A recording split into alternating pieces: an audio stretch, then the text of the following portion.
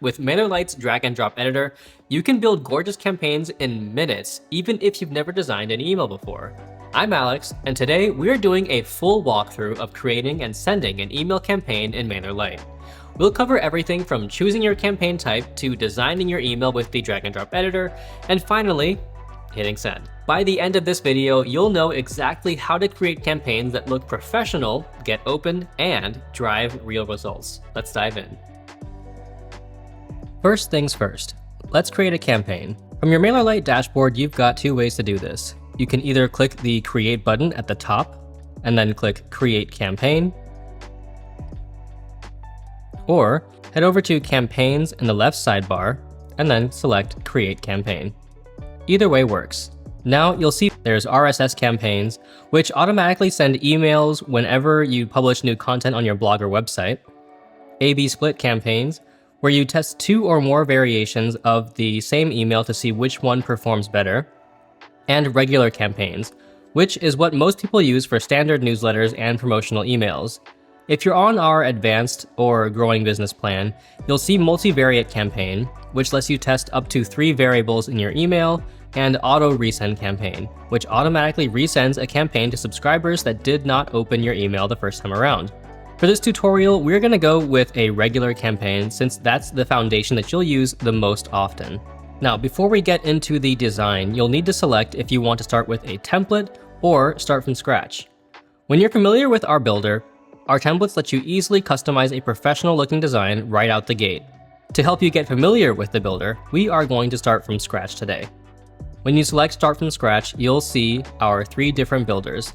The drag and drop editor, which is what we'll demo today, the rich text editor, which lets you create an email using text, and for those on our advanced plan, our HTML editor. Let's go ahead and select the drag and drop editor and then give our campaign a name. Try to make it something descriptive to help keep organized, and then hit continue. Alrighty, welcome to the drag and drop editor. This is where the magic happens. The interface is split into 3 main areas. On the left, you've got your blocks sidebar with all the elements that you can add to your email. In the middle is your canvas where you'll build the email, and on the right is the settings sidebar where you can control how everything looks. At the very top, you've got a black navigation bar with a few key buttons. There's go back if you need to return to the previous screen. The anti-clockwise clock icon is your version history, which lets you undo changes or restore previous versions of your email. The Actions button lets you save your email design as a template for later, or remove all content blocks if you want to start fresh. Preview and Test shows you how your email looks on desktop and mobile, and it also lets you send test emails. And then Done Editing saves your work and closes the editor. Now here's the thing about this editor. It's designed so that anyone can use it, even if you've never built an email before. You literally just drag blocks from the left sidebar into your email and edit them on the right. No coding, no complicated menus, just point, click, and drag. Now let's talk about the blocks themselves because those are what you actually use to build your email. The left sidebar organizes blocks into categories to make them easy to find. At the top, you've got navigation blocks for adding logos and navigation bars, hero blocks for those big main images and titles that grab attention, sections let you divide your email into columns and drag individual elements inside. Elements include all your basic building blocks like text boxes, images, videos, buttons, things like that. Then there's content blocks, which are pre-designed combinations of images, text, and buttons that you can customize. The special category has cool stuff like surveys, quizzes, countdown timers, and accordion menus. If you have an e-commerce integration, the e-commerce category lets you pull products directly from your store. Gallery blocks let you display images in an organized grid. Blog and RSS blocks automatically show your latest blog posts. Social blocks let you link to your social profiles or embed posts from Facebook, Instagram, or Twitter. And every email has a footer block by default, which we'll talk about in a minute because there are some legal requirements that you need to know about. So now you know what blocks are available, but how do you actually use them? Let me show you the workflow because once you get this down, building emails becomes ridiculously fast. Let's say you want to add a text block. You grab it from the Elements category, drag it into your email, and drop it where you want it. Now, Just click on the text and start typing. It's that simple. To edit any block's settings, hover over it until you see gray icons appear. If you don't see the right side panel open, click the pencil icon and the right sidebar will change with all of your block's options. Every block has different settings depending on what it does. For a text block, you can change the font size, color, alignment, and spacing. For an image block, you can upload a new image from the file manager, add a link, adjust the size, and add alt text. When you're editing text, double-click on it to reveal the inline toolbar. This gives you quick access to formatting options like bold, italic, hyperlinks, and text color without opening the full settings panel. If you create a block that you really like and want to use it again, hover over it and click the template icon. This saves it to your saved blocks category on the left sidebar, so you can reuse it in future campaigns without building it from scratch. Now, if you want to change the overall look of your email instead of editing blocks one by one, that's where global settings come in. Make sure that no block is selected. Then look at the right sidebar. Under the Template tab, you can set things like your default font, background color, and button styles. These settings apply to your entire email, so if you change the font here, it'll update everywhere at once. Under the Settings tab, you'll find your global brand settings. This is where you can set your brand colors, default fonts, and logo.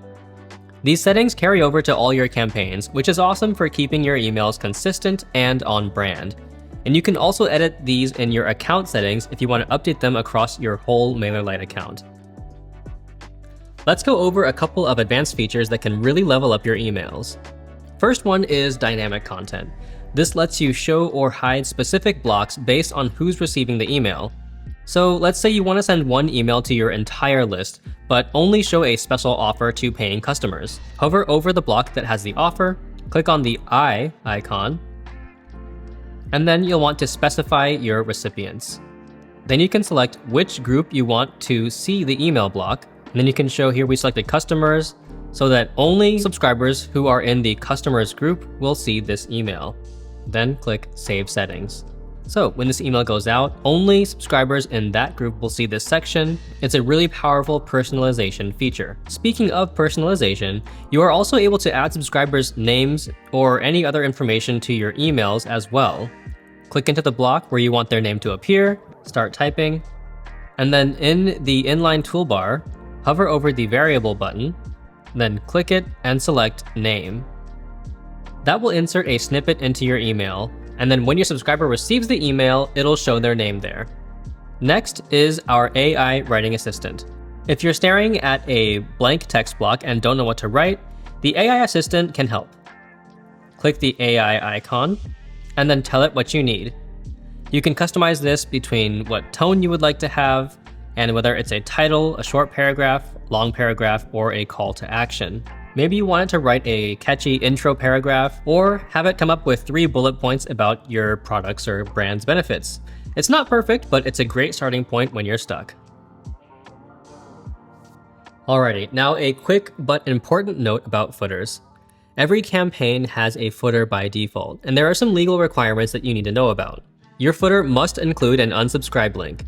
You can't remove it because this is required by law in most countries, including the CAN-SPAM Act in the US. You also need to include your mailing address. If you don't have a business address, you can use a PO box or any physical address where you can receive mail.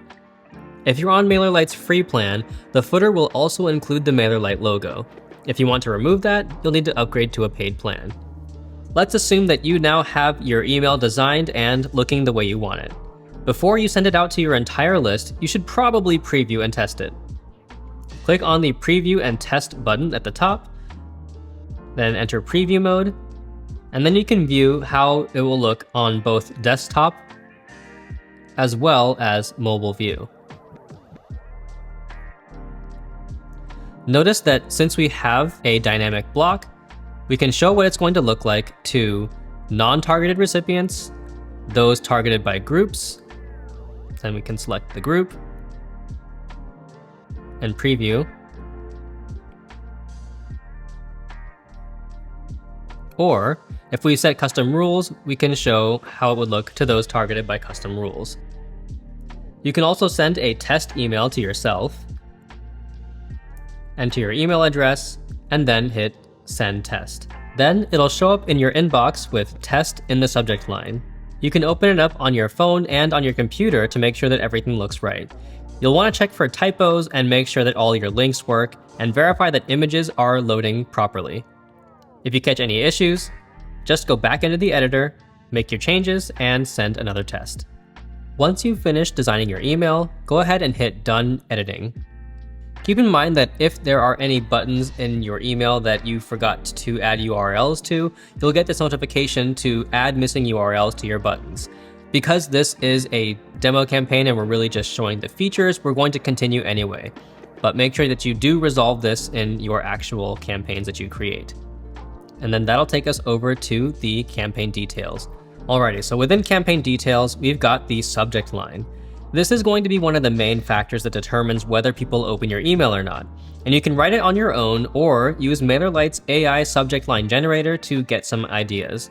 In the same way as in the campaign builder, click the sparkle icon, tell it what your email is about, and then it'll suggest a few options. Keep in mind over here, you're also able to add personalizations just like you could in the campaign builder, like their name, if you want to personalize the subject line as well. Make sure that your sender name and email are both correct. And then below that is the pre-header text. This is the snippet of text that shows up next to your subject line or under your subject line in most inboxes, so use it wisely. On the right side, you can see an email preview. You can also send a test or go back to edit the content if you'd like to do so. And then you have the recipients. So click Select Recipients. You can send it to everyone on your list, or you can narrow it down to specific groups or segments. Because maybe you only want to send it to subscribers who joined in the last 30 days if you have a segment for that, or people who clicked on a link in your last campaign. So MailerLite can give you a lot of advanced filtering options over here. If you want to learn a bit more about how to use segments, check out our video linked in the card at the top right. You're also able to exclude specific groups or segments as well.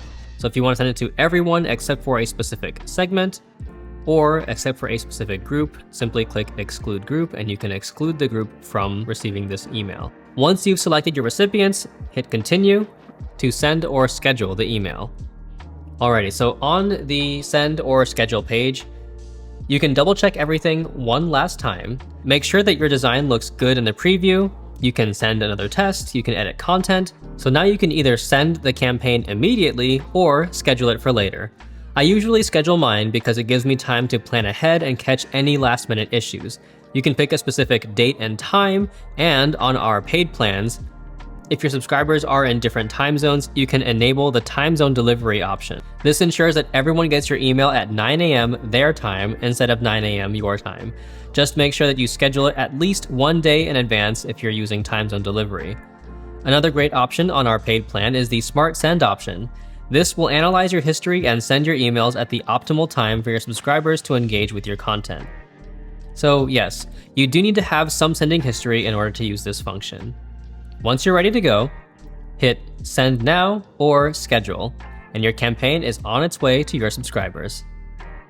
And that's how you design and send a professional email campaign in MailerLite. I know it looks like a lot when you're watching it all at once, but once you get through it a few times, it becomes second nature. The drag and drop editor is honestly one of the easiest email builders that I've ever used. But quick question for you. What's the most time-consuming part of creating emails for you? Is it design, writing the copy, or something else? Drop a comment and let me know. I'm always looking for ideas for future tutorials. If this video helped you out, be sure to hit the like button and subscribe for more MailerLite tips. We've got a lot of other videos covering automations, landing pages, advanced features, so check out those if you want to keep learning. Thanks for watching, and I'll see you in the next one.